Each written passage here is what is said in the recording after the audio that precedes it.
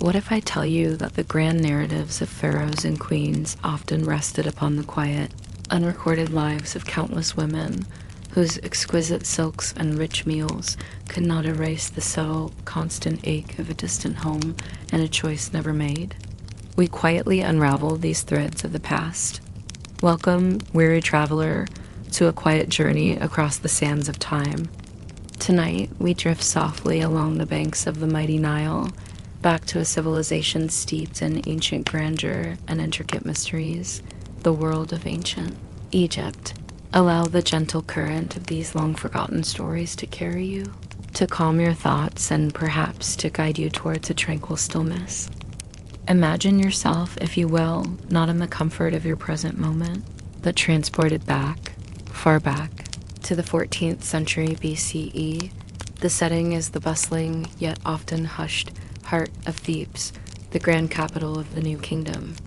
And you are, for the purpose of our quiet contemplation, within the sprawling, secluded confines of a royal harem.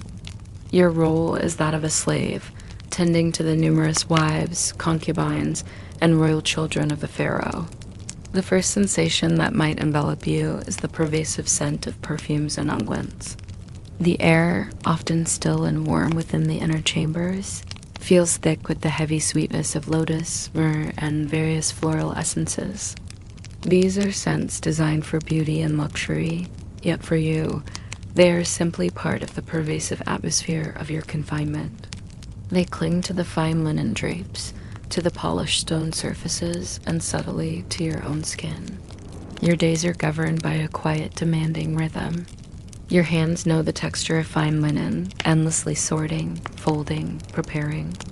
Perhaps you spend hours at a loom, your fingers deftly guiding threads of flax to create delicate fabrics for royal garments. The rhythmic click of the shuttle, the soft tension of the warp and weft, these become a constant, almost meditative, companion to your work. The physical act itself, though repetitive, can bring a quiet ache to your shoulders and neck, a persistent reminder of your labor. Your movements are often confined to the palace shadows, the quieter corridors and service areas that exist just beyond the vibrant, public face of the royal court. You see the glint of gold, the flash of precious stones worn by the pharaoh's principal wife or royal daughters, but always from a discreet distance. Your presence is essential, yet your role is to be largely unseen, unheard, a quiet instrument in the elaborate machinery of royal life. Meals, though more consistent than for a common laborer, are simple and functional. You might receive dates, sweet and nourishing, and bread, perhaps a little more refined than that given to field workers. Water, cool and precious, would be readily available. This sustenance provides just enough energy to sustain your body through the long hours, but rarely offers the indulgence of true pleasure. A constant undercurrent in this gilded cage is the subtle fear of royal displeasure. The pharaoh, a living god, held absolute power. A misplaced garment, a forgotten task, a moment of perceived insolence, these small transgressions could lead to swift, severe consequences. It is not a panicked terror, but a quiet, ever-present awareness of your vulnerable position, a gentle tightening in the chest that reminds you to move with quiet efficiency and unwavering obedience. The profound sense of loss of freedom settles upon you like the very dust that gathers in hidden corners. While surrounded by opulence, you are not truly part of it. Your movements are circumscribed, your choices non-existent. The outside world, beyond the palace walls, the vibrant life along the Nile, the bustling markets, the familiar faces of your own family, exists only in memory or distant dreams. This quiet ache of separation is a constant companion, a subtle yearning beneath the surface of your enforced tranquility. To exist in such a state, to navigate the intricate social dynamics of the harem with grace and obedience, and to find a way to endure the quiet weight of perpetual servitude required a profound internal stillness, a resilience of spirit that allowed one to move through days, months, and even years within the luxurious confines of a world that was both your prison and your provider. The rhythm of their lives was a constant internal negotiation between duty and desire. From the quiet, circumscribed world of the harem slave, let us now lift our gaze to one of the most enigmatic and powerful women of ancient Egypt, a figure whose ambition and influence dramatically reshaped an empire for a fleeting yet profound period. We turn our attention to Nefertiti, the great royal wife of Pharaoh Akhenaten, whose story is one of beauty, power, and a dramatic religious revolution, all delivered with a soothing, reflective tone of historical unfolding. The era is approximately 1350 BCE, during the late 18th dynasty, and Egypt stands at the cusp of an unprecedented transformation. Nefertiti, whose name itself means "the beautiful one has come," entered the royal court as the principal consort of Amenhotep IV, who would soon become the revolutionary pharaoh Akhenaten. She was not merely a decorative queen. Her intelligence, charisma, and undeniable presence quickly established her as a formidable force beside her husband. Imagine the traditional court of Thebes before their radical changes. It would have been steeped in the worship of numerous gods, particularly Amun, whose priesthood wielded immense power and wealth. Nefertiti would have navigated this complex religious and political landscape with quiet determination, observing, learning, and perhaps, even then, aligning herself with the philosophical leanings of her future king. The very presence of the harem, which we just explored, formed a significant part of the royal household that Nefertiti would have, at least indirectly, overseen. Many of the skilled slaves, weavers, and attendants would have been part of the vast royal retinue that supported her elevated status. The true measure of Nefertiti's rise began when Akhenaten initiated his radical religious reforms. He declared a single supreme deity, the Aten, represented by the sun disk, the source of all life. This was an unprecedented move, a challenge to centuries of polytheistic tradition and, critically, to the powerful Amun priesthood. Akhenaten and Nefertiti, hand in hand, moved the capital from Thebes to a newly constructed city, Akhetaten, known today as Amarna, a city built specifically for the worship of the Aten. Imagine the immense undertaking, constructing an entirely new capital city in a desolate desert plain dedicated to a single god. Nefertiti was not merely a bystander in this revolution. Artistic depictions from Amarna often show her almost equal in stature to Akhenaten, participating actively in religious ceremonies, driving chariots, and even smiting Egypt's enemies, roles traditionally reserved for the pharaoh alone.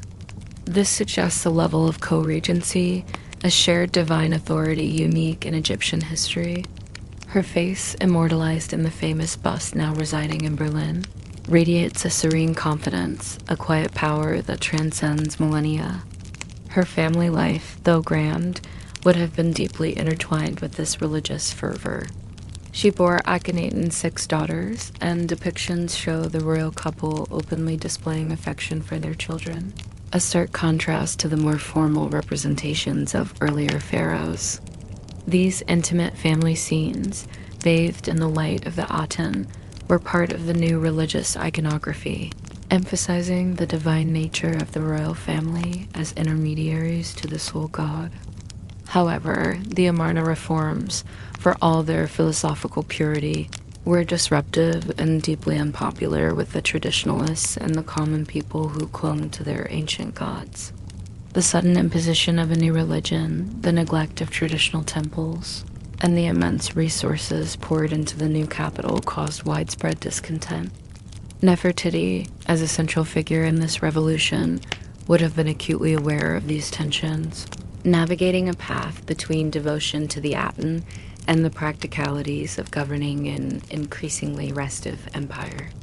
Then, just as she reached the zenith of her power and influence, Nefertiti mysteriously disappears from the historical record around the 12th year of Akhenaten's reign. Her name ceases to appear in inscriptions, and her images are replaced by those of other royal women, or even a co-regent named Nefertiti, whose identity remains debated, possibly one of her daughters, or even Nefertiti herself, ruling under a new male persona. Her ultimate fate, whether she died, was deposed, or assumed a new identity, remains one of ancient Egypt's most enduring quiet mysteries. The reign of Akhenaten and Nefertiti, and their Grand Amarna experiment, was ultimately short-lived. After Akhenaten's death, the traditional cults were swiftly restored, Amarna was abandoned, and the names of the Atenas pharaohs were systematically erased from monuments, an attempt to obliterate their memory. Yet Nefertiti's legacy, her quiet ambition, and her profound impact on a pivotal moment in Egyptian history quietly endure, a testament to the powerful influence a queen could wield, even if her final chapter remains a whispered enigma. From the captivating story of Nefertiti and the grand religious revolution, let us now narrow our focus to a specific and profoundly insightful window into the lives within the royal household at Amarna, the mystery of its harem records. These humble fragments of papyri and clay tablets, unearthed from the very sands where Akhenaten's city once stood, offer a rare and often surprising glimpse into the complex lives of the women, including the slaves within the pharaoh's palace and the intricate web of ancient Egyptian diplomacy. Imagine the city of Akhetaten, or Amarna, shortly after its abandonment. The wind would have swept through its empty streets and silent palaces, gradually burying the remnants of a grand experiment. For centuries, this city lay undisturbed, preserving a snapshot of a fleeting revolutionary era. Among the invaluable finds from its ruins were various administrative documents, including fragments that shed light on the royal harem. These harem records are not comprehensive diaries, but rather administrative lists, letters, and inventory fragments that mention women associated with the royal household, including those categorized as slaves or attendants. The mystery here is multifaceted. Who were these women? How did they come to be in the pharaoh's retinue? And what do these quiet documents tell us about their daily existence within the palace?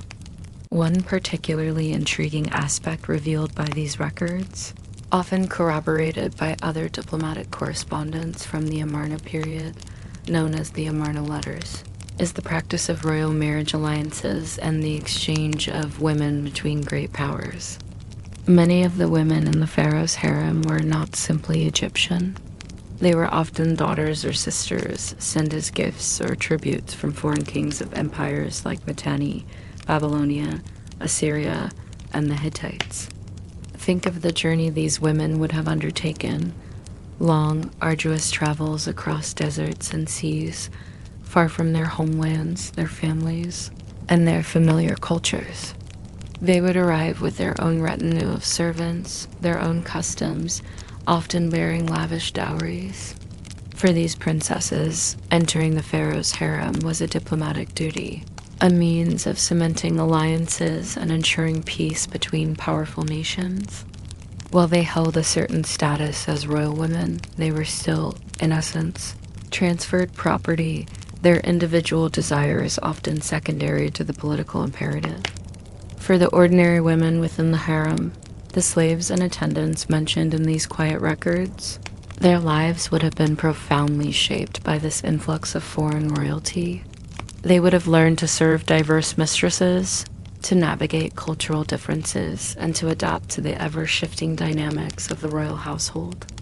The papyri might list their rations, their assigned duties, or occasionally their illnesses, painting a picture of lives that were structured and provided for, yet fundamentally lacking personal autonomy.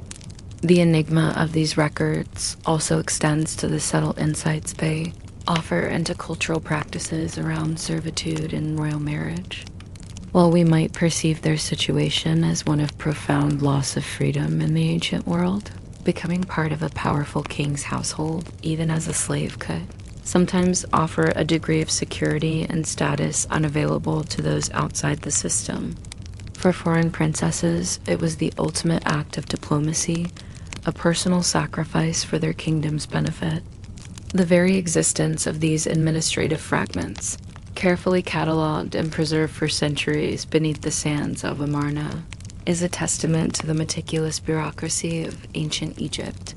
They are not grand pronouncements, but the mundane details of daily life, transformed by time into invaluable insights.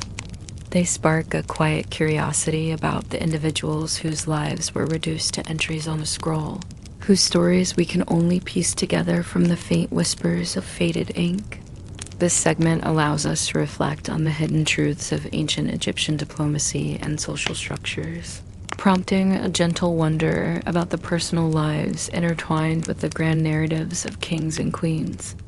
The subtle rustle of imagined papyrus, the distant murmur of ancient languages, these are the gentle echoes of a quiet mystery, patiently waiting to be unraveled by the persistent sands of time.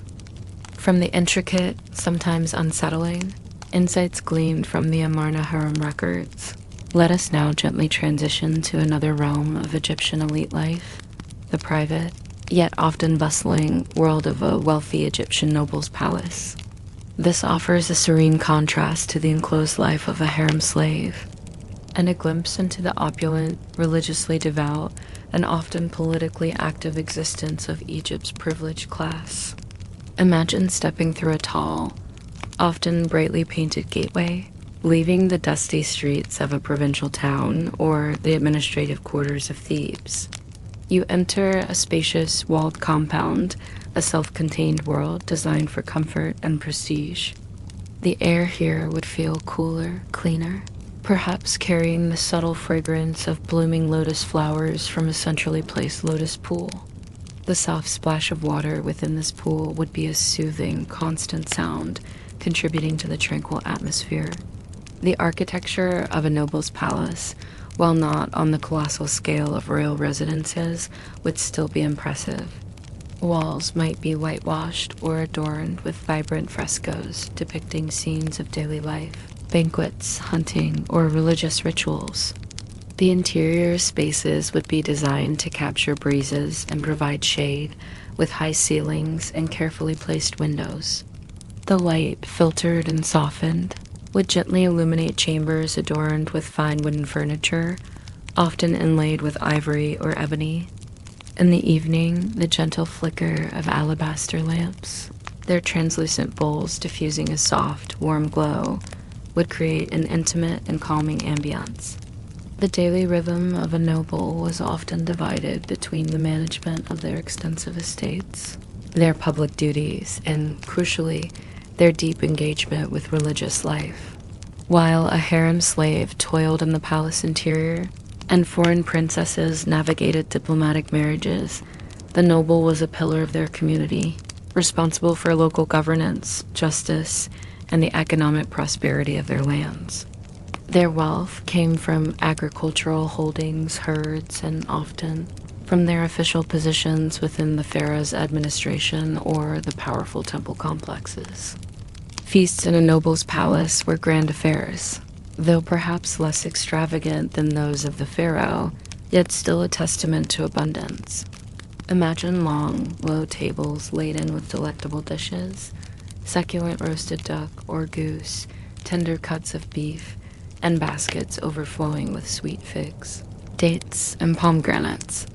Bowls of finely prepared stews and fresh vegetables would also be present. Wine and beer, often brewed on the noble's own estates, would flow freely, served in elegantly crafted pottery or simple, polished stone vessels.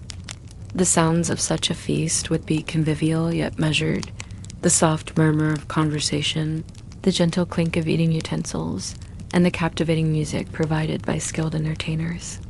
The melancholic yet soothing tones of a harp, the reedy notes of a flute, or the rhythmic beat of a simple hand drum would fill the air, creating a relaxed and cultured atmosphere for the assembled guests, family members, trusted officials, and perhaps visiting dignitaries. A significant portion of a noble's life was dedicated to their role in temple rituals. As patrons of local temples, or sometimes as priests themselves, nobles participated in ceremonies dedicated to various gods. They might oversee the daily offerings, ensuring the purity of the temple, or play a ceremonial role in grand religious festivals. This deep piety was not just a personal belief, but a civic duty, reinforcing the cosmic order and the relationship between humanity and the divine. The quiet, repetitive chants of priests and the sweet scent of incense from nearby temples would often drift into their compounds. Contrast this life of refined luxury and spiritual devotion with the humble existence of a harem slave. One commanded resources and participated in rituals that connected them directly to the divine order. The other served quietly in the background, a small cog in the same vast machinery. Both existed within the grand structure of Egyptian society, but their experiences were worlds apart. This glimpse into the noble's palace offers a mesmerizing, yet calming, window into a life of privilege, responsibility, and profound spiritual engagement in ancient Egypt. From the serene tranquility of a noble's palace, let us now turn our attention to a surprisingly specific and highly specialized role within the pharaohs as inner circle, a position that carried immense responsibility and often a quiet burden: the pharaoh's dentist. In a world without modern medicine, the care of the royal mouth was not merely about comfort, but about maintaining the divine image and well-being of the living God on earth. This segment offers a gentle exploration of ancient Egyptian dentistry, its challenges, and the quiet pressure faced by those entrusted with such a delicate task. Imagine stepping into a small, immaculately clean chamber within the royal palace, perhaps adjoining the pharaoh's private quarters in Thebes or Amarna. The air here might be faintly antiseptic, with the subtle scent of herbs or medicinal pastes, attempting to mask other less pleasant aromas. The light, though carefully managed, would be bright enough to illuminate the task at hand. The sounds would be hushed, perhaps only the gentle, careful movements of the dentist, the soft clink of a finely crafted bronze instrument, or the pharaoh's own quiet, measured breath. Ancient Egyptians, even the elite, suffered from a surprising number of dental ailments. Their diet, rich in bread that often contained abrasive sand, and grit from the grinding stones, gradually wore down tooth enamel, leading to exposed pulp, abscesses, and severe pain. For the pharaoh, such discomfort was not merely personal.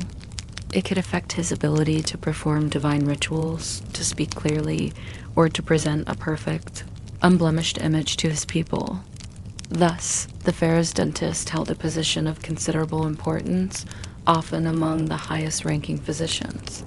Think of the instruments available to this ancient practitioner: finely crafted tools of bronze, copper or flint, perhaps delicate probes, small forceps, or simple drills. There were no anesthetics beyond perhaps a mild herbal sedative, and certainly no sterile environments as we understand them today.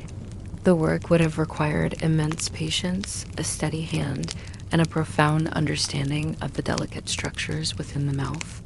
The dentist's duties would have extended beyond simply pulling troublesome teeth. Evidence from ancient Egyptian mummies and medical papyri suggests a surprising degree of sophistication. Imagine the dentist carefully examining the pharaoh's mouth, perhaps probing a decaying tooth.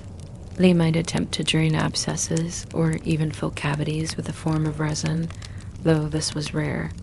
More commonly, if a tooth was too far gone, extraction would be the only recourse.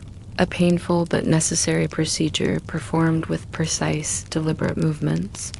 The pharaoh, despite his divine status, would have been acutely aware of the discomfort, and the dentist, acutely aware of the consequences of any misstep. The knowledge base of these early dentists was impressive, passed down through generations. Medical papyri, like the Ebers Papyrus or the Edwin Smith Papyrus, contain descriptions of dental problems and remedies, including recipes for mouthwashes, pain-relieving poultices, and instructions for treating gum disease. The pharaoh's dentist would have been a master of this accumulated wisdom, drawing on centuries of observation and practical experience. The quiet pressure on the pharaoh's dentist would have been immense. The well-being of the king was paramount, intrinsically linked to the stability of Egypt itself. Any perceived failure, any worsening of the pharaoh's condition due to dental issues, could have profound consequences for the dentist's own standing and perhaps even their life. It was a role demanding continuous diligence, unwavering focus, and a quiet dedication to their unique craft. This glimpse into the sacred burden of the pharaoh's dentist offers a calming reflection on the unexpected complexities of daily life. Even for the most specialized professionals in ancient Egypt, it reminds us that across millennia, the rhythms of human existence, with its aches and its needs, have remained remarkably constant, even as the methods of relief have transformed.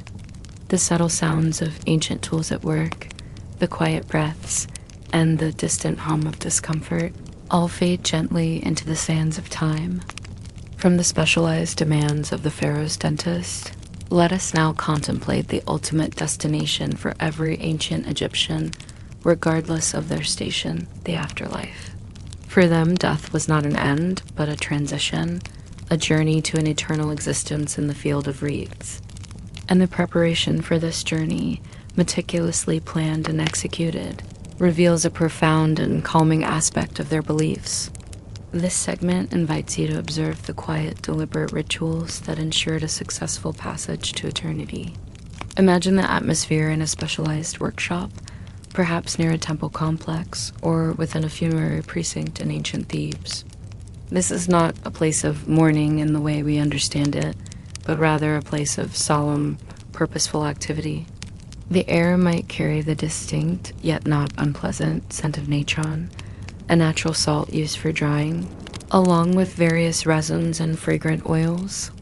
The sounds would be hushed, perhaps only the gentle scraping of tools, the soft wrapping of linen, or the quiet, murmuring incantations of a priest. The process of mummification was central to this preparation, believed to be absolutely essential for the Ba to recognize and reunite with the body in the afterlife. For royalty and nobles, this was a highly skilled and lengthy procedure, lasting up to 70 days. Think of the careful, almost artistic precision involved. The internal organs, save for the heart, would be carefully removed, preserved in canopic jars, and the body would then be thoroughly dried using natron. After the drying period, the body would be meticulously anointed with fragrant oils and resins, their soothing aromas permeating the air.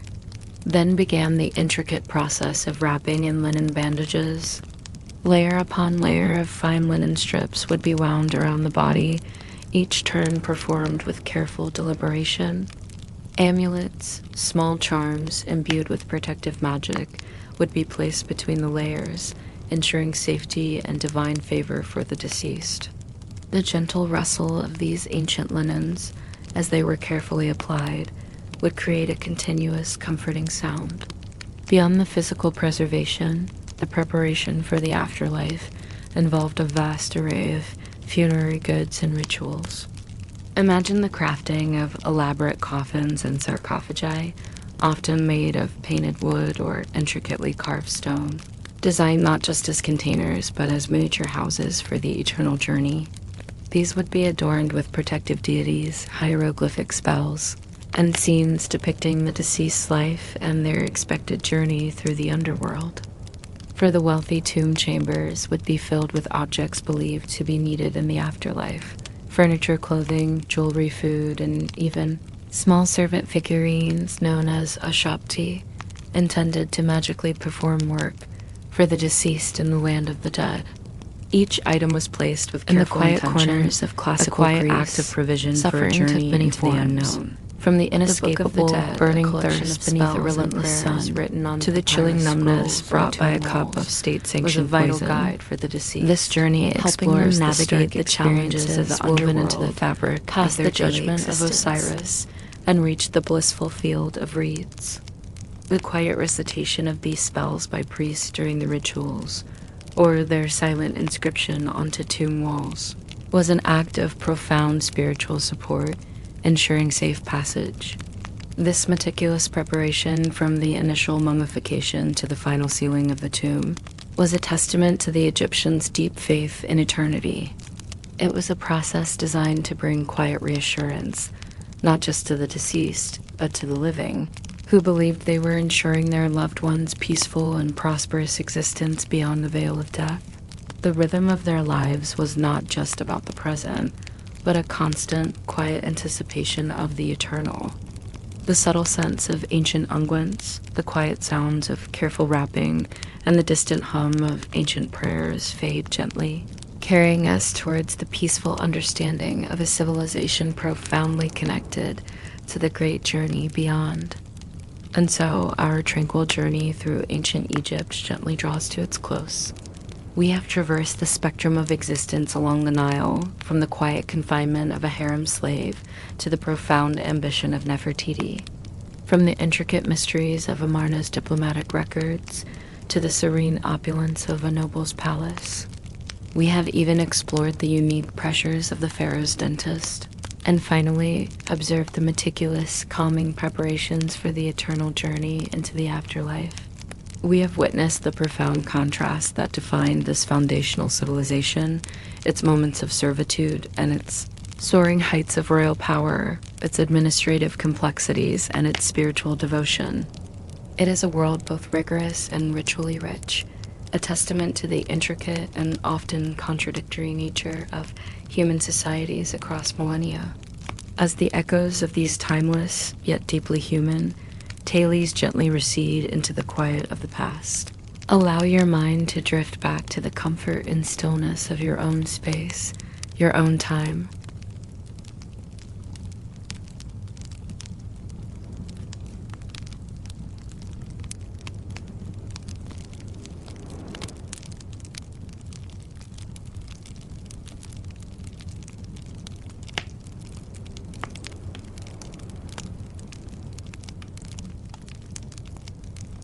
Imagine yourself, if you will, not in the comfort of your present moment, but transported back, far back, to the 4th century BCE.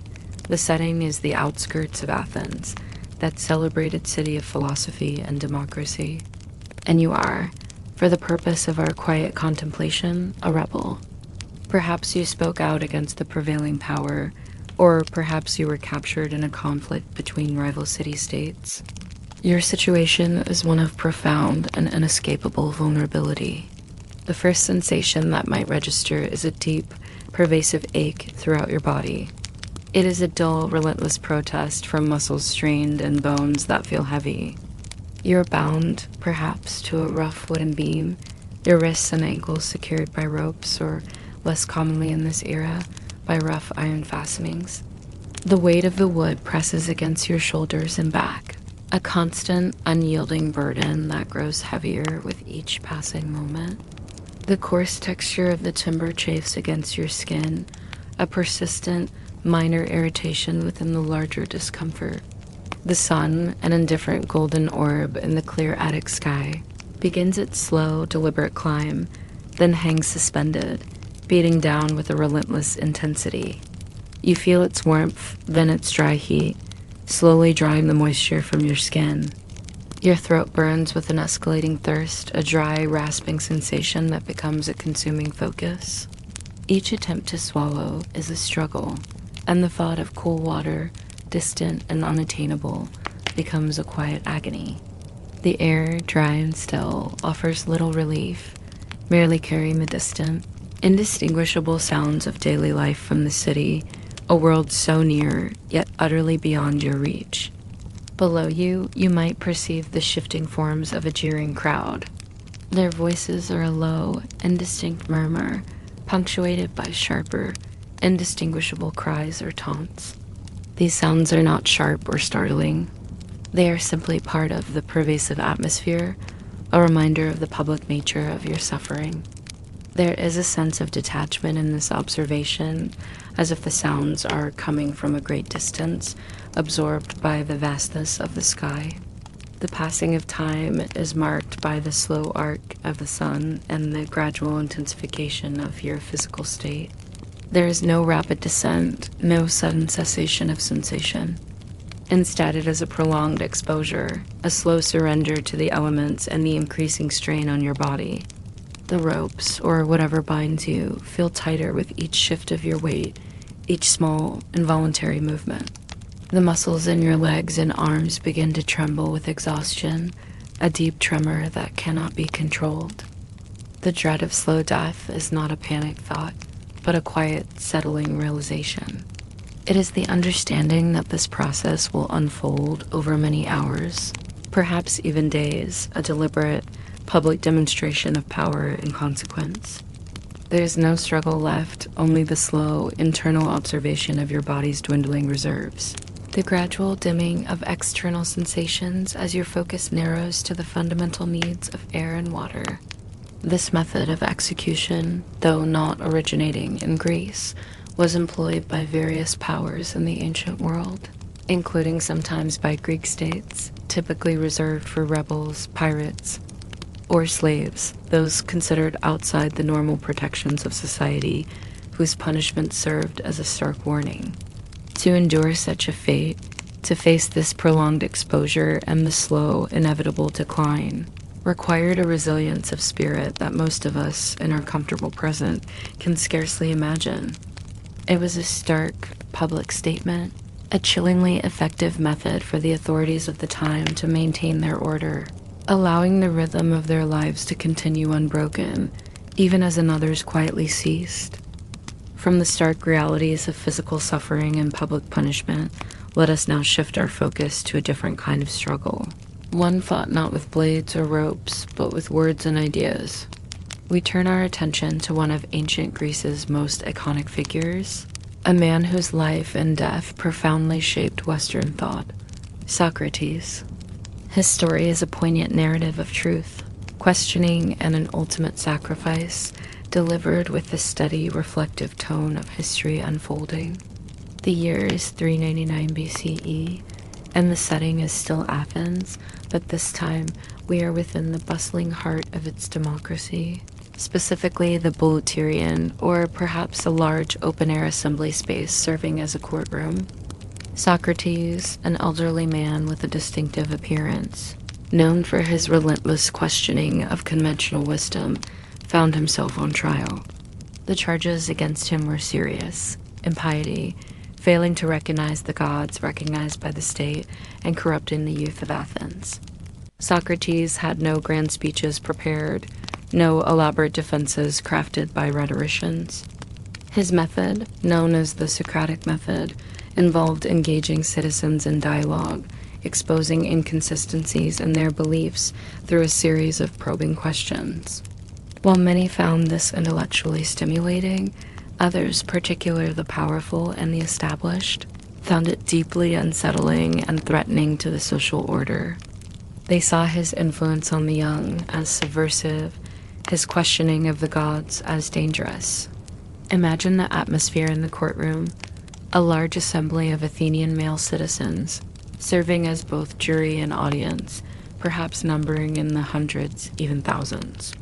Their voices, usually boisterous and argumentative, would be hushed at times, punctuated by murmurs of agreement or dissent.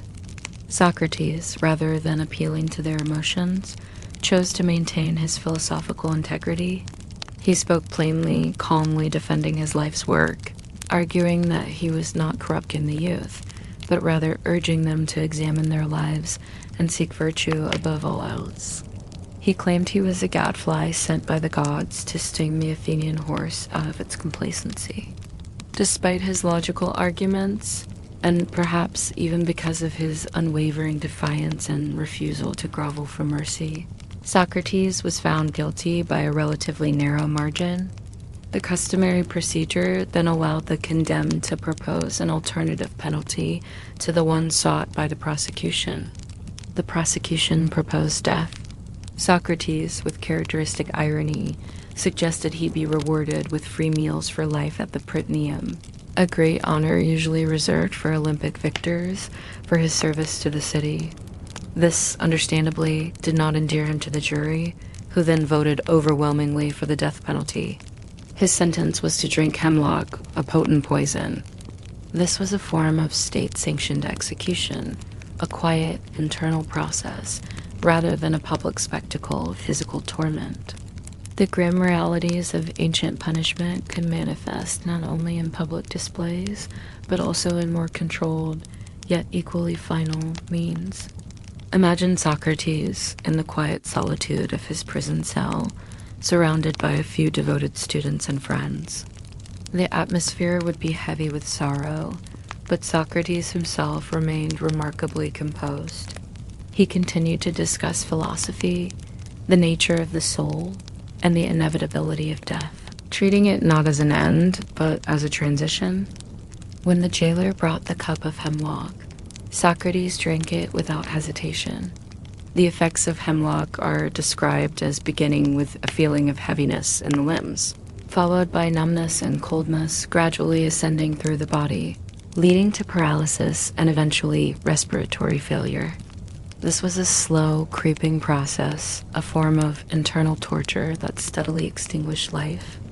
Socrates, observing the effects on his own body, continued to speak until his voice grew weak, his final words reportedly a request to Crito to offer a rooster to Asclepius, the god of healing, perhaps symbolizing a cure for the illness of life. His death, though not overtly brutal in the manner of crucifixion, was a deliberate act of state-sanctioned termination, the ultimate silencing of a voice that had dared to question. Yet, paradoxically, his execution solidified his philosophical legacy. His unwavering commitment to truth, even unto death, resonated deeply with his students, particularly Plato, who meticulously documented his mentor's life and dialogues. The trial and death of Socrates stand as a powerful, yet calmly delivered, narrative of intellectual bravery, the conflict between individual freedom of thought and societal norms, and the profound impact one man's pursuit of wisdom can have, even centuries after his final breath. It is a tale of truth and sacrifice, echoing softly through the annals of intellectual history. From the solemnity of Socrates' final moments, let us now turn our gaze to another peculiar and utterly fascinating aspect of Athenian democracy, one that allowed the citizens themselves to cast out those they deemed a threat to their political stability. We explore the enigma of ostracism, a unique political tool, and the thousands of seemingly mundane pottery shards that reveal its profound impact on individuals. Imagine the bustling heart of democratic Athens in the 5th century BCE. The city, vibrant and self-governing, faced a constant challenge: how to prevent any single ambitious individual from gaining too much power and becoming a tyrant. The solution they devised was ostracism. This was not a punishment for a crime, but a preventative measure, a political exile that aimed to protect the democracy itself. The process was remarkably simple, yet deeply significant. Once a year, the Athenian assembly would vote on whether to hold an ostracism. If the vote passed, a special assembly would be held in the agora, the central public space. Each citizen eligible to vote would come forward and, on a piece of broken pottery, a shard, or ostrakon, they would scratch the name of the individual they wished to see exiled. Think of the scene: thousands of citizens, each taking their turn, meticulously scratching a name onto a small, unassuming piece of clay. There would be no grand speeches against the accused, no formal charges, just the silent act of writing a name. The mystery, or perhaps the quiet fascination, of these ostraka lies in their sheer abundance and the insights they provide. Archaeologists excavating sites in Athens, particularly Agora, have unearthed tens of thousands of these pottery shards. Each one is a silent, tangible record of a single citizen's political will, a direct connection to the very act of ancient democracy. What makes these shards truly compelling is not just the names they bear, but the occasional anomalies. Some ostraka are clearly written by the same hand, suggesting that citizens might have brought pre-written shards to the assembly, perhaps prepared by political factions or even by literate scribes for less literate voters. This hints at the complexities of ancient political campaigning and influence. Others bear names misspelled or written with a hesitant hand, reflecting the varied literacy levels among the citizenry. The idea that citizens could be exiled without a trial, based purely on popular vote, might seem harsh to modern sensibilities. However, for the Athenians, it was a necessary safeguard against the rise of tyranny, a means of maintaining civic justice in their unique democratic system. The individual's temporary banishment was deemed a small price for the long-term health of the polis, the city-state. Were individuals ever subjected to any form of torture in connection to ostracism? Not in the physical sense directly related to the act of being ostracized. Ostracism itself was the punishment, a civic exclusion.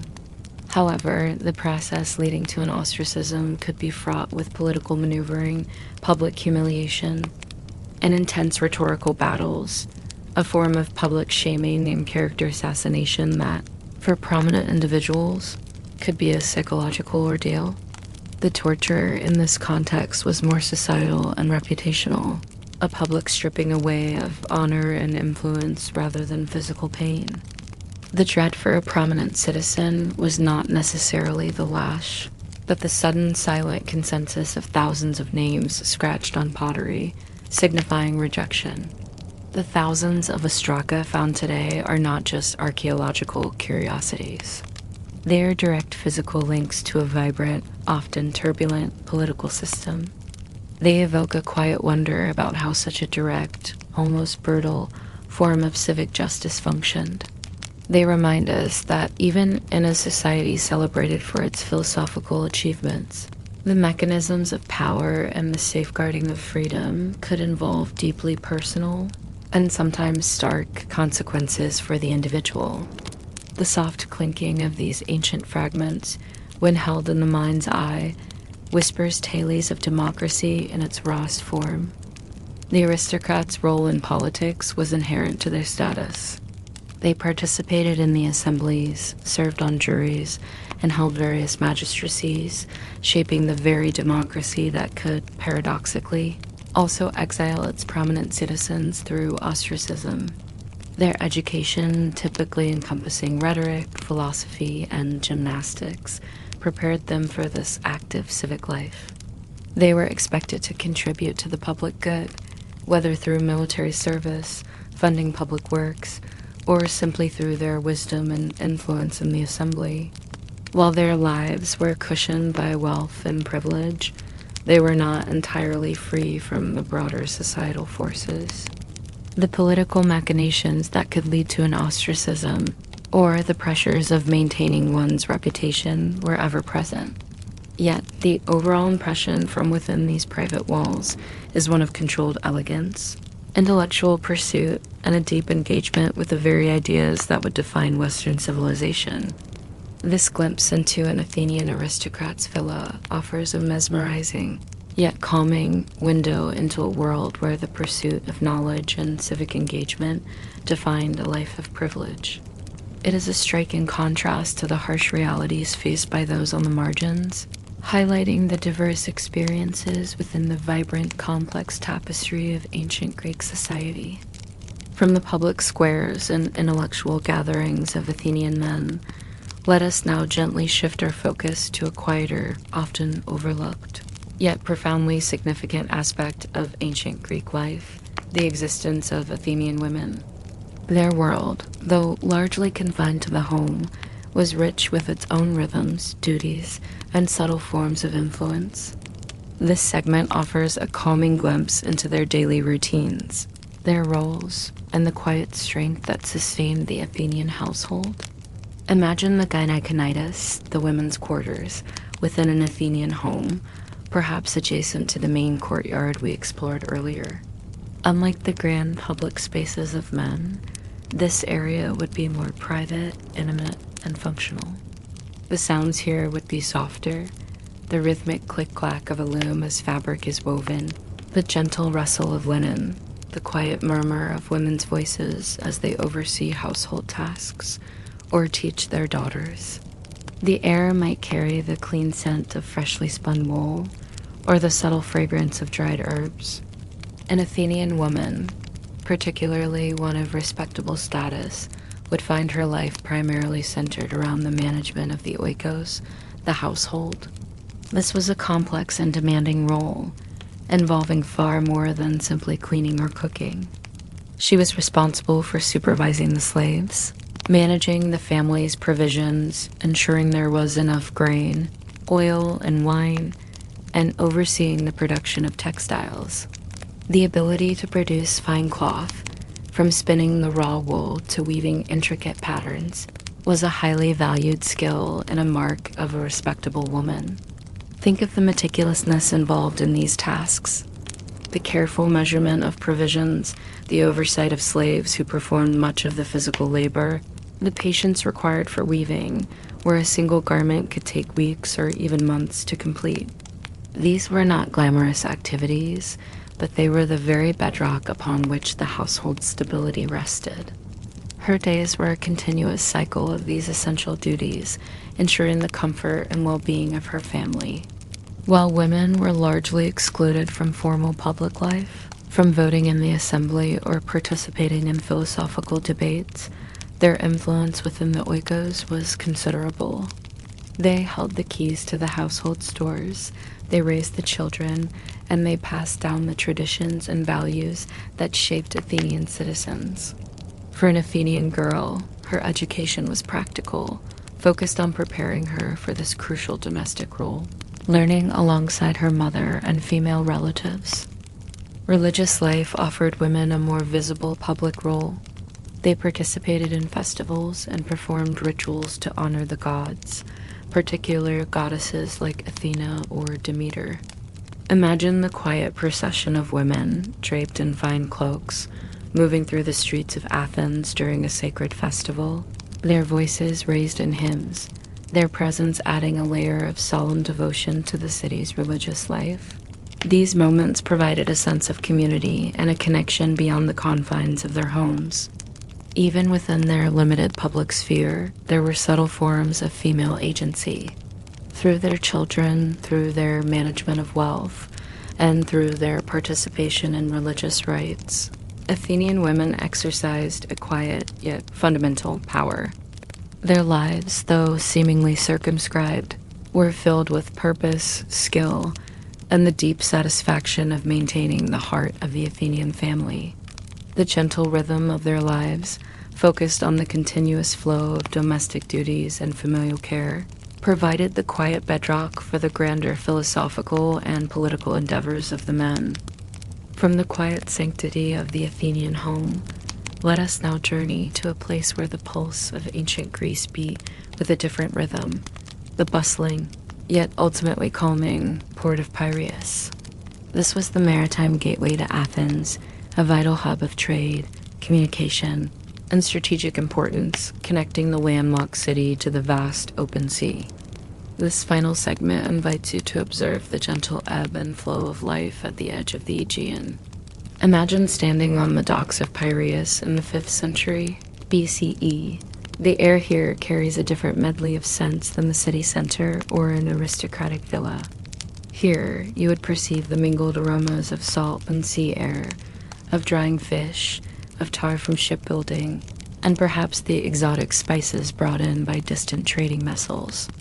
The dominant sound is the gentle, continuous lapping of water against the wooden hulls of ships, a soothing, rhythmic sound that is both constant and comforting. Piraeus was not a single harbor, but a complex of 3 natural harbors, Canthros, Zia, and Minikia. The largest, Canthros, was the commercial port, a forest of masts and rigging. Smaller, more military-focused harbors housed the sleek triremes, the warships that guarded Athens' naval supremacy. The creaking of their timbers, the distant shouts of dock workers, the calls of gulls, these sounds would blend into a persistent yet unalarming hum of activity. Hundreds of ships, from small fishing vessels to large cargo ships, would arrive and depart. These vessels carried the lifeblood of Athens, grain from the Black Sea, timber from Macedonia, papyrus from Egypt, metals from distant mines, and luxury goods from all corners of the Mediterranean. In return, Athenian silver, olive oil, and fine pottery would be loaded onto outbound ships. The constant movement of goods and people created a quiet, purposeful energy, a steady flow that spoke of a civilization deeply connected to the sea. Think of the variety of individuals who would populate the docks. Sun-darkened sailors from distant lands, their languages a strange murmur on the wind. Merchants haggling over prices, their voices low and measured. Porters straining under heavy loads, their movements slow and deliberate. And Athenian officials overseeing the collection of customs duties. Each played a part in the quiet, continuous dance of maritime trade. The port of Piraeus was more than just a place of commerce. It was a strategic lifeline. The long walls, formidable fortifications stretching from Athens to Piraeus, ensured a secure connection even during times of siege. This vital link allowed Athens to withstand prolonged conflicts, sustained by its access to the sea and the goods that flowed across it. The very existence of these walls, though a testament to military foresight, now stands as a silent monument, allowing the sounds of the port to whisper across the ages. As the day gently fades and the last of the cargo is unloaded, the activity on the docks would soften. The sounds of the sea would become more prominent, the gentle lapping of the waves a lullaby against the hulls of the ships at anchor. The distant glow of lamps from tavernas along the waterfront might twinkle, providing a soft beacon in the gathering dusk. To observe Piraeus is to understand Athens' reliance on the sea, its connection to the wider world, and the continuous quiet hum of commerce and exchange that sustained its legendary intellectual and political life. It is a place where the ancient world breathed, slowly and rhythmically, a gentle presence on the very edge of the vast, calming sea. And so our quiet journey through ancient Greece gently draws to its close. We have moved from the stark, agonizing reality of a rebel's end to the profound intellectual defiance of Socrates, from the quiet power of thousands of pottery shards, deciding a citizen's fate to the serene, thoughtful atmosphere of an aristocrat's symposium. We have also stepped into the private, yet purposeful, world of Athenian women, and finally observed the gentle, vital pulse of life at the port of Piraeus. We have witnessed the broad spectrum of existence within this foundational civilization, its moments of profound cruelty and its soaring heights of philosophical inquiry, its civic mechanisms and its domestic rhythms, its grand connections to the sea. It is a world both harsh and intellectually vibrant, a testament to the intricate and often contradictory nature of human societies. What if I tell you that inside the Persian king's private rooms, where only women and trusted guards went, quiet acts of betrayal and dark secrets led to big harem trouble?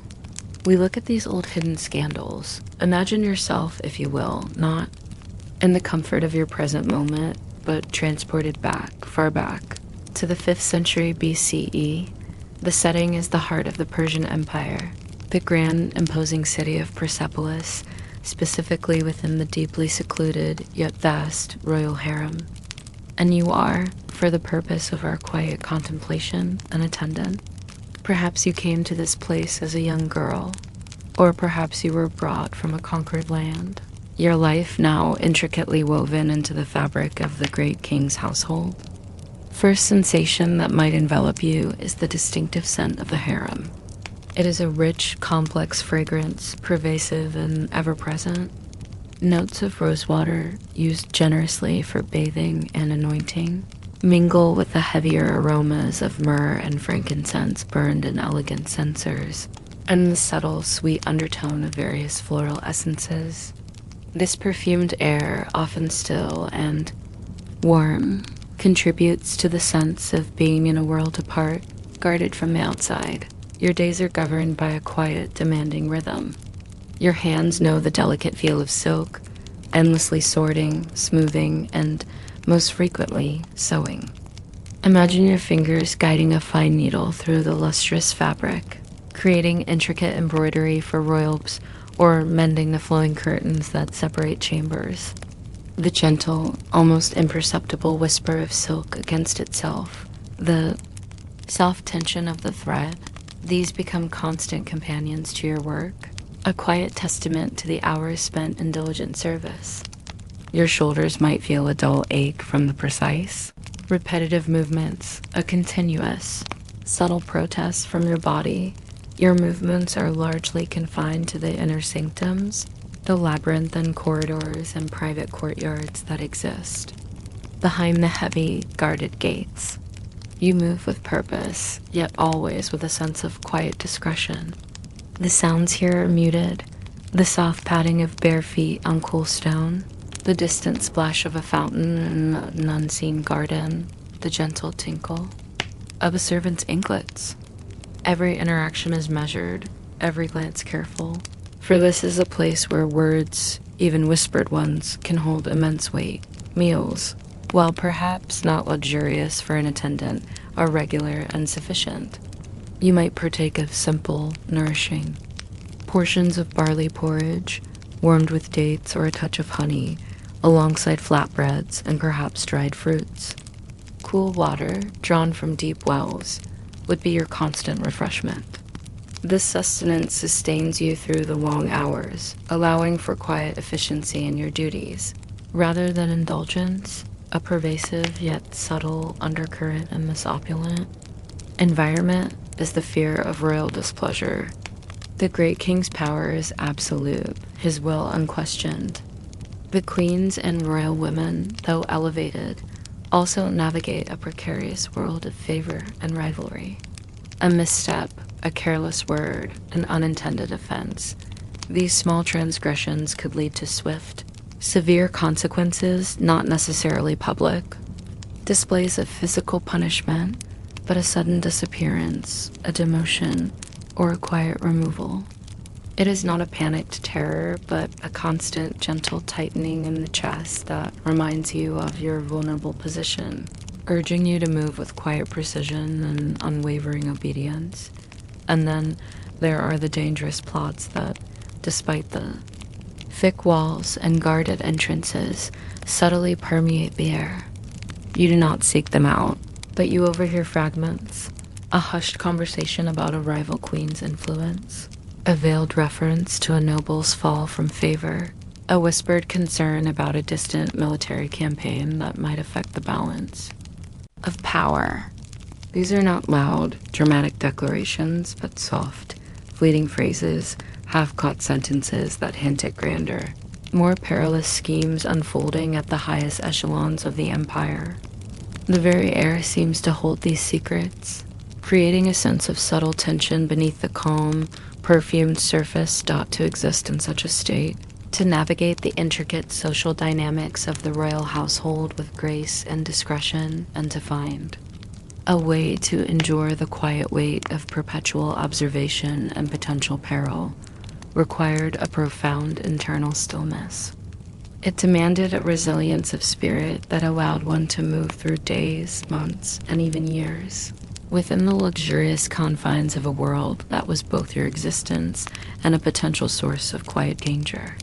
The rhythm of their lives was a constant, internal negotiation between duty, survival, and the ever-present subtle threat of unseen forces. From the quiet, observational perspective of a harem attendant, let us now lift our gaze to the very epicenter of royal power and the intricate web of personal rivalries within the Achaemenid Persian court.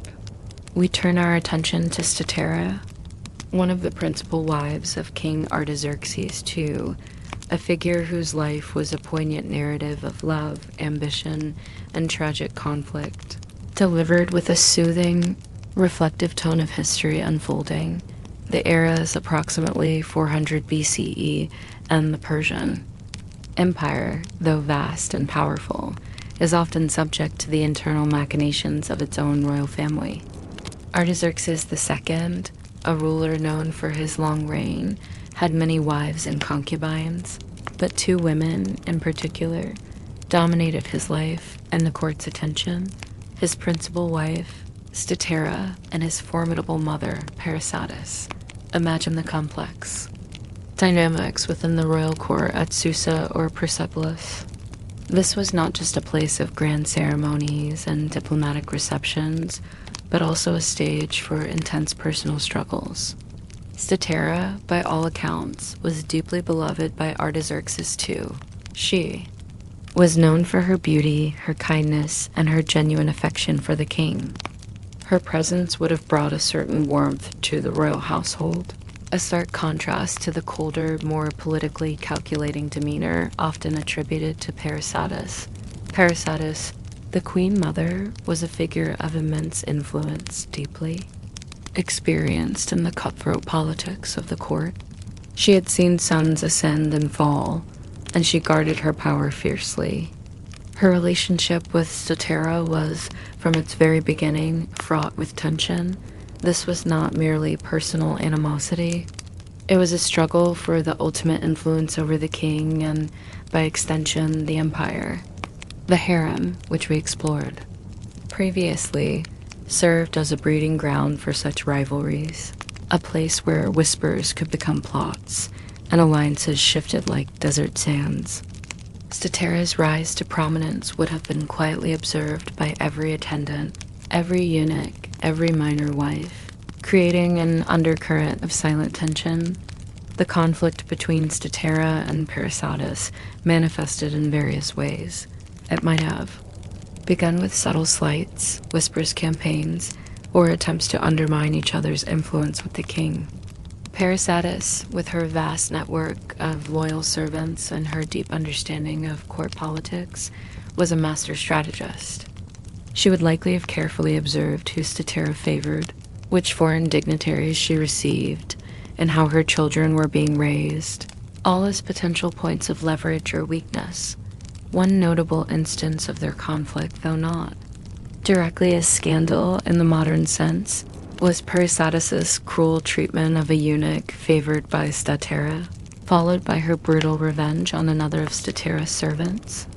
These acts, though seemingly minor, were clear demonstrations of power, quiet warnings delivered through violence against those close to Statera, designed to send a chilling message without directly confronting the queen. The culmination of this bitter rivalry, however, led to tragedy. Parysatis, determined to eliminate Statera's influence, ultimately resorted to a desperate measure: poisoning. The methods of ancient poisoning were often subtle, insidious, and difficult to detect. Imagine a quiet meal, perhaps shared between the two women, or a dish prepared by a trusted servant, secretly tampered with. The poison might have been concealed in food, or even on a knife or a cosmetic. The effect would have been gradual, a slow decline, mimicking natural illness, making detection difficult. The historical accounts speak of Statera falling ill after a meal, her life slowly slipping away. Her death would have sent a chilling ripple through the entire court, a powerful demonstration of Parysatis' ruthless determination. The upheaval in the court would have been profound, yet often expressed in hushed tones and cautious glances as everyone absorbed the terrifying implications of such a deliberate act within the heart of the royal family. The king, Artaxerxes II, was devastated by Statera's death and eventually sought a quiet but firm vengeance against his mother's accomplices, though Parysatis herself, due to her position and the intricate familial bonds, was spared ultimate punishment, merely exiled for a time. The story of Statera is a poignant reminder that even amidst the immense power and opulence of a Persian empire, personal ambitions and bitter rivalries could lead to tragic outcomes. Her quiet struggle against a powerful mother-in-law, her eventual demise, and the subsequent upheaval in the court all unfold with a solemnity that resonates across the millennia. A tale of intrigue and tragedy delivered with the steady, reflective tone of history. From the dramatic personal intrigues of queens, let us now shift our focus to a different kind of record, one etched in stone rather than whispered in halls. We turn our attention to the enduring mystery of the Persepolis harem reliefs, those silent carved images that offer a rare, enigmatic glimpse into the lives of Persian royal women, inviting us to ponder their true nature. Imagine the grand ceremonial city of Persepolis, built by Darius I and Xerxes I, a masterpiece of Achaemenid architecture. Its vast terraces, monumental staircases, and towering palaces, now largely in ruin, once gleamed with polished stone and vibrant colors. Hidden within some of these structures, often in less public areas, are stone reliefs, carvings that depict scenes of daily life within the royal court. Among these, certain reliefs are thought to represent elements of the royal harem and its occupants, unlike the grand processional scenes on the Apadana staircase, which showcase foreign delegations bearing tribute. These harem reliefs are often found in quieter, more secluded parts of the palace complex. They depict women, sometimes with children, attended by eunuchs, engaged in seemingly domestic scenes. The mystery here is profound. Are these idealized representations crafted to project an image of serene order, or do they offer a fleeting, truthful glimpse into the lives of the royal women, hinting perhaps at the very undercurrents of the scandals we discussed? Think of the artists, the skilled artisans who meticulously carved these images into the hard stone. Their tools would have been simple, chisels and mallets, yet their precision was extraordinary. Each line, each fold of drapery, each facial expression would have been carefully rendered, reflecting not just artistic skill, but also the careful adherence to established artistic conventions and, crucially, the desired message of the royal patron. One of the key enigmas these reliefs present concerns the identity and agency of the women depicted. Are they specific queens, perhaps like Cythera or Parysatis, or are they generalized representations of royal women? They are often depicted in elegant, flowing garments, adorned with jewelry, surrounded by attendants. Their postures are usually serene, their expressions placid. This calm depiction raises questions. Was their life truly one of such placid domesticity, or was this an ideal presented to the world, masking the complex realities of rivalry, confinement, and power struggles that we know existed? The presence of eunuchs in these reliefs is significant.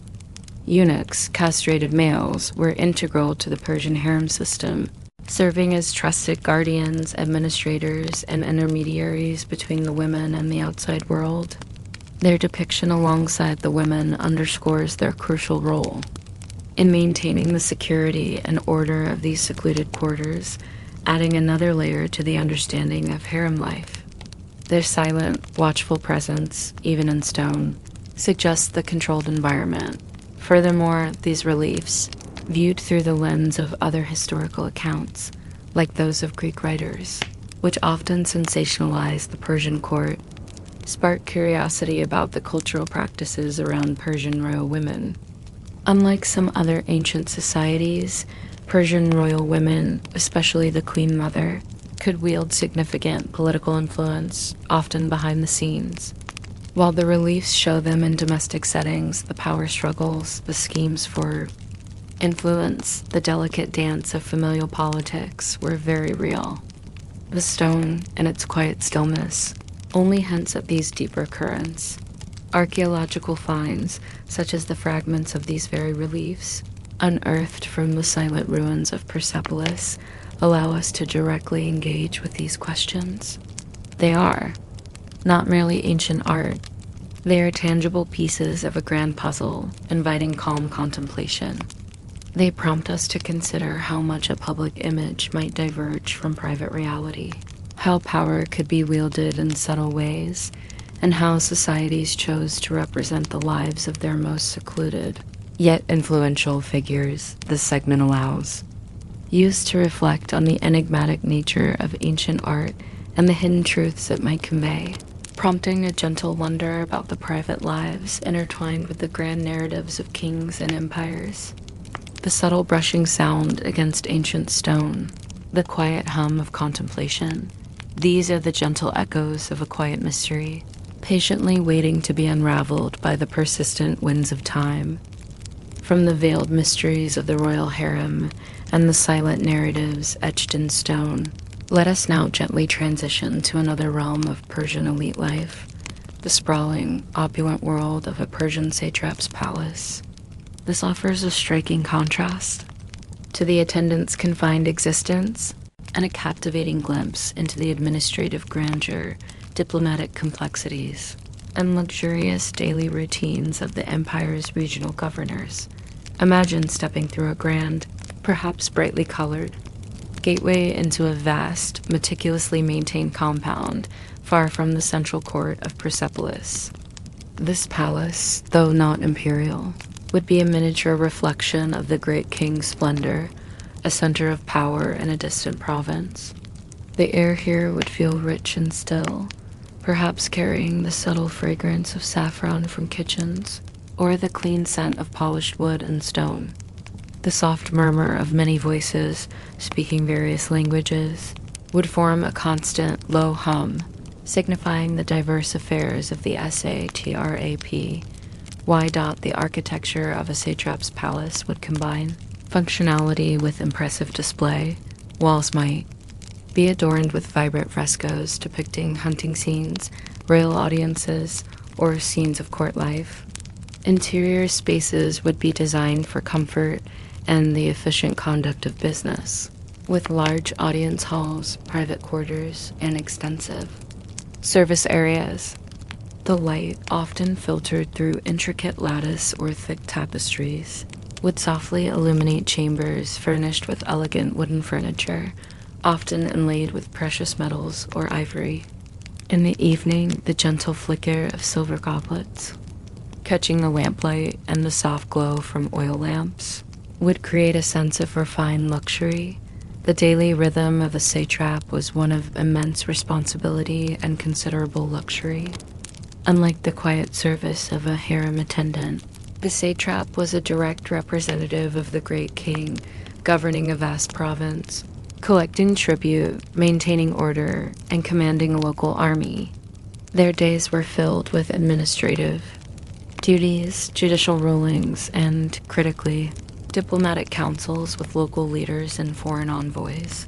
Feasts in a satrap's palace were legendary for their extravagance, reflecting the wealth of the province and the satrap's status. Imagine long, low dining couches arranged around a central space, laden with an astonishing array of dishes. Beyond the barley porridge of attendants, you would find succulent roasted meats, perhaps lamb or gazelle, alongside elaborate preparations of fowl, and numerous kinds of bread. The aroma of saffron-infused rice, sweet dates, and plump figs would fill the air. Wine, often from the satrap's own vineyards, would flow freely from elegant pitchers into finely crafted silver goblets, their surfaces gleaming softly in the lamplight. The sounds of such a feast would be a harmonious blend of conviviality and refined entertainment. The soft strumming of a lute, the reedy melody of a flute, or the rhythmic beat of hand drums would provide a soothing backdrop to the measured conversations. Discussions would often revolve around matters of governance, trade routes, the latest, imperial decrees, and perhaps polite inquiries about distant lands. Reflecting the vast reach of the Persian Empire, the satrap's role in governance was multifaceted and demanding. They were the eyes and ears of the great king in the provinces, responsible for collecting taxes and tribute that flowed back to Persepolis, ensuring the smooth operation of the famed royal road, and maintaining a local military force to suppress rebellions or defend borders. Their loyalty to the king was paramount, constantly monitored by royal inspectors known as the king's eyes and ears. While their lives were cushioned by immense wealth and power, they were not entirely free from the intricate web of imperial politics. A change in royal favor, a whispered accusation at court, or a perceived failure in their administrative duties could lead to a swift and quiet downfall, reminding them of the precariousness of their elevated position. Yet, the overall impression from within these palace walls is one of controlled grandeur, efficient administration, and a deep engagement with the vast machinery of empire.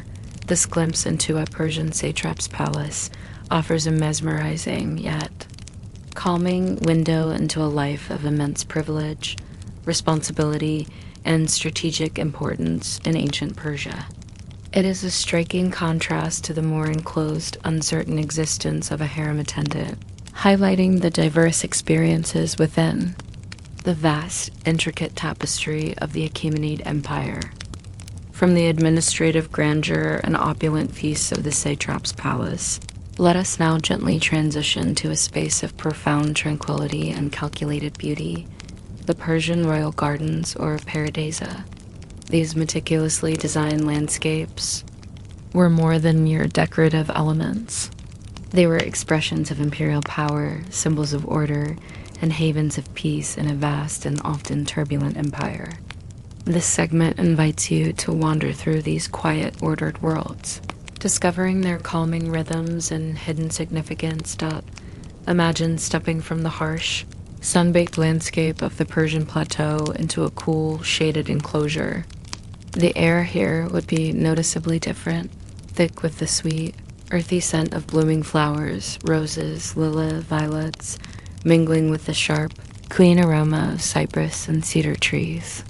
The most prominent sound would be the ubiquitous trickle and flow of water, channeled through intricate systems of canals and fountains, creating a soothing, continuous melody throughout the garden. This water, precious in an arid land, was the lifeblood of the paradisa, a testament to Persian engineering and control over nature.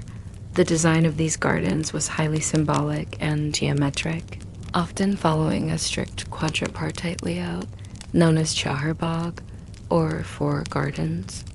Imagine pathways intersecting at right angles, dividing the space into neat, symmetrical quadrants. Each quadrant would hold a carefully curated collection of plants, fragrant herbs, fruit trees, pomegranates, figs, apples, and ornamental shrubs. The sense of order and balance in these designs was a reflection of the Persian imperial ideal, bringing order to the chaos of the world. Think of the meticulous labor involved in maintaining such a sanctuary. Gardeners would work with quiet diligence, tending to each plant, pruning, weeding, and ensuring the complex irrigation systems flowed perfectly. The movement of water from a distant mountain spring or an underground canal through channels into pools and then branching out to nourish every plant was a constant, almost hypnotic process. The sounds of their work would be minimal: the soft scraping of a hoe, the gentle splash of water, the low murmur of instructions. For the great king, his queens, and the privileged few who could enter, the paradisa was a place of profound retreat. It was here that they could escape the pressures of court, engage in quiet contemplation, or simply enjoy the beauty and bounty of nature. Imagine the great king walking slowly along a shaded path, perhaps accompanied by a favorite advisor discussing matters of state in a hushed tone. Or picture the royal women confined by custom to the harem, finding their moments of serene freedom within these walled paradises, their voices softer, their movements more relaxed amidst the calming greenery. The purpose of these gardens extended beyond aesthetic pleasure. They were also vast hunting grounds, stocked with various animals, reflecting the king's prowess as a hunter and his control over the natural world. This aspect, though hinting at a different kind of activity, was still conducted with a certain formality and ritual, contributing to the sense of a controlled, ordered environment. Even the chase would take place within defined bounds, a testament to the structured power of the empire. The very concept of paradisa has left an enduring legacy, giving us the word paradise. This tells us much about the Persian ideal of a perfect, ordered world, a terrestrial heaven achieved through human effort and divine favor. The quiet contemplation of these gardens, their structured beauty, and the constant, soothing sounds of their meticulously managed water allows us to understand a profound aspect of Persian imperial culture, a desire for serenity amidst their vast power. This segment invites a calming reflection on how even the most powerful empires sought peace, creating meticulously crafted natural sanctuaries that still echo with a timeless tranquility. From the serene tranquility of the royal gardens, let us now extend our gaze beyond the palace walls and into the vast open landscapes of the Persian Empire. We turn our attention to one of its most remarkable achievements, a quiet testament to imperial organization and reach, the royal road and the system of the imperial post. This intricate network, often overlooked amidst tales of kings and conquests, represents the steady, rhythmic pulse of communication that bound the colossal empire together, a calming echo of efficiency across the millennia. Imagine standing on a stretch of this ancient thoroughfare, perhaps in a quiet, isolated region of Anatolia or Mesopotamia, far from the bustling capitals. The road itself was not always paved, but consistently well-maintained, a broad, hard-packed path designed for rapid travel. The air would be dry and open, carrying the scent of dust and distant vegetation, perhaps the unique, slightly acrid smell of horses. The most prominent sound would be the almost rhythmic, muffled thud of horse hooves on the earth, indicating the constant, purposeful movement of messages and messengers. The royal road, stretching an astonishing 1,600 miles from Susa, near the Persian Gulf, to Sardis in western Anatolia, was not merely a path. It was a sophisticated infrastructure. Along its length, at regular intervals, roughly every 15 to 20 miles, were post stations known as Paradisish. Think of these as quiet, self-sufficient hubs, sturdy buildings providing fresh horses, provisions for weary riders, and secure lodgings. For royal dispatches, these stations were manned by dedicated personnel who maintained the relay system. A royal messenger carrying vital dispatches from the great king would arrive at a station, swiftly transfer their documents to a waiting, fresh rider on a fresh horse, and continue the journey without significant delay. This ingenious system allowed messages to travel with remarkable speed across the empire. A message could reach Sardis from Susa in approximately 7 to 9 days, a journey that would take a pedestrian months. Think of the disciplined efficiency of these riders. They were often referred to as the king's fifth messengers. Their lives were dedicated to the solitary, repetitive rhythm of the road, riding, resting, riding again. Their thoughts would likely be focused on the journey, the safe delivery of their precious cargo, and the next distant post station. The constant wind on their faces, the rhythmic sway of the horse beneath them. The changing landscapes, these were their daily companions. The imperial post was far more than a simple delivery service. It was the nervous system of the Achaemenid Empire. It allowed the great king to issue decrees, receive intelligence, respond to rebellions, and manage his vast dominions effectively. Without such a robust and reliable communication network, an empire of this colossal scale, stretching from Egypt to India, could not have functioned. The quiet efficiency of this system underpinned all the grand narratives of conquest and administration, while stories of harem scandals and royal feuds often captivate. It is the silent, persistent operation of systems, like the royal road and the imperial post, that truly enabled the Persian Empire to flourish for centuries. It represents a different kind of power, not one of overt force or dramatic intrigue, but of meticulous organization, logistical mastery, and unwavering dedication to the flow of information. the distant rhythmic sound of hooves echoing softly along ancient paths serves as a calming reminder of this remarkable imperial legacy, a steady beat that resonated across the vastness of the ancient world. And so, our tranquil journey through the heart of the Persian Empire gently draws to its close. We have ventured into the intimate, guarded world of the royal harem, witnessing the subtle dance of power and the shadows of scandal. We followed the compelling rise and tragic fall of queens like Statira, her story echoing with intrigue. We pondered the enigmatic truths hidden within the silent stone reliefs of Persepolis, pondering the lives they depicted. We then stepped into the opulent administrative centers of the satraps, understanding their vital role in imperial governance. Finally, we contemplated the quiet, meticulous beauty of the Paradisa Gardens and felt the rhythmic pulse of the vast railroad, binding the empire through its swift imperial post. As the echoes of these opulent, yet profoundly human, tales gently recede into the quiet of the past. Allow your mind to drift back to the comfort and stillness of your own space, your own time. The whispers of ancient plots have quieted. The sounds of distant hooves have faded. The journey through this compelling age is complete. May your rest be deep and your dreams peaceful. Good night.